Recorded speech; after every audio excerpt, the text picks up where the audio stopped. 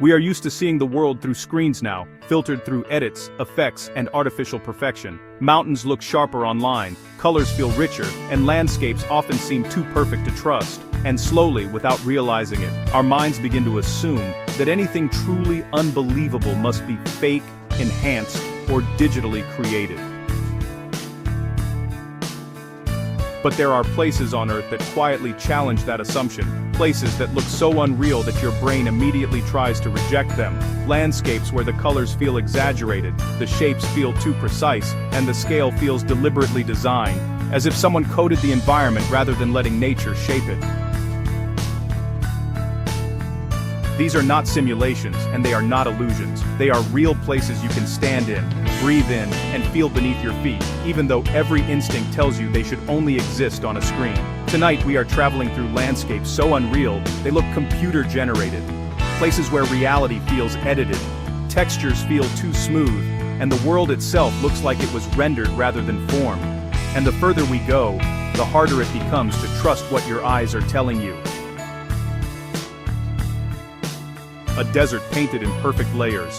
In northern China, the Danxia Mountains look as if they were colored with intention, not chance. Rolling hills stretch across the horizon, layered in sharp bands of red, yellow, green, and gold. Each stripe is cleanly separated, as if painted one at a time. The Danxia Mountains appear almost artificial under sunlight, their colors intensifying with every shadow. Standing among these hills feels like walking through a high-resolution fantasy world. A mirror that erases the horizon.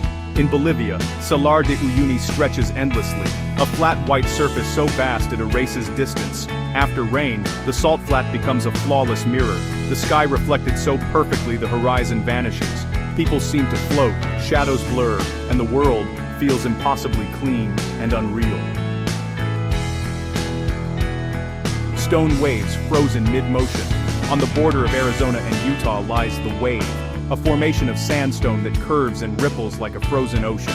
The surface is impossibly smooth, the patterns impossibly consistent, as if sculpted by design rather than erosion. The colors shift subtly, with the sun, creating gradients that look carefully calibrated, deep reds melting into warm oranges and soft greens.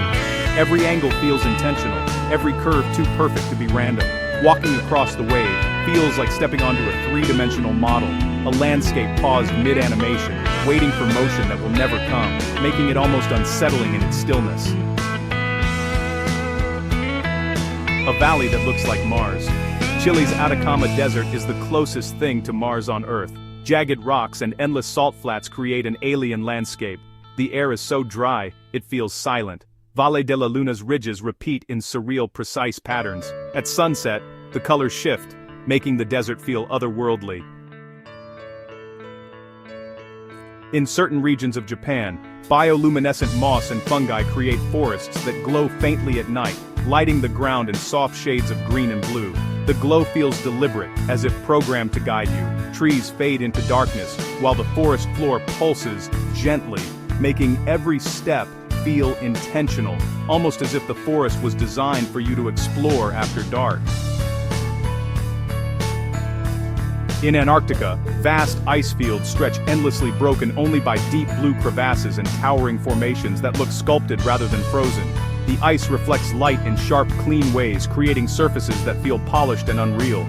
The colors range from pure white to deep sapphire gradients that feel too smooth to be natural. Shadows cut sharply across the landscape, creating depth that feels exaggerated, as if contrast settings were turned up intentionally. Standing here feels like stepping into a hyper-realistic render of a frozen world, a place where even silence feels enhanced and every detail looks too refined to belong to nature. In Arizona, Antelope Canyon winds through the earth in narrow corridors of flowing sandstone. The walls curve inward and outward with stunning symmetry, forming shapes that resemble flowing fabric rather than solid rock. Light filters down through narrow openings above, creating beams that look almost artificial as they slice through dust-filled air. The colors shift constantly, from warm oranges to deep purples, changing with every step. It feels less like walking through a canyon and more like moving inside a digital sculpture, a place where light and stone were deliberately programmed to interact in perfect harmony. In Madagascar, the Tsingy de Bemaraha rises in jagged limestone spikes, forming a forest of stone that looks both hostile and unreal. The sharp angular formations are tightly packed, creating patterns that feel almost algorithmic. From above, the landscape is a three-dimensional texture map, with repeating spikes and surreal precision. It feels more like a digital environment than a natural one. In Iceland, volcanic plains stretch across the land in fields of black rock, steaming vents, and moss-covered lava that, honestly, feels unreal in its simplicity. The textures feel reduced, almost minimalist, as if the world here is still rendering details. The contrast between black stone white steam and electric green moss feels too clean to be accidental. Everything looks intentionally placed, stripped down to essential elements. Standing here feels like walking through an early access version of a planet, where nature has not finished adding complexity yet, leaving behind a world that feels raw, stark, and strangely artificial. These landscapes remind us that reality does not need enhancement to feel impossible. The Earth has been quietly creating environments so precise, so dramatic, and so visually perfect that our minds struggle to accept them as real. They exist beyond filters, beyond edits, and beyond imagination, shaped by time, pressure, and forces far older than any technology we have created. And yet, when we see them, our first instinct is disbelief. Because somewhere along the way, we forgot just how unreal reality itself can be.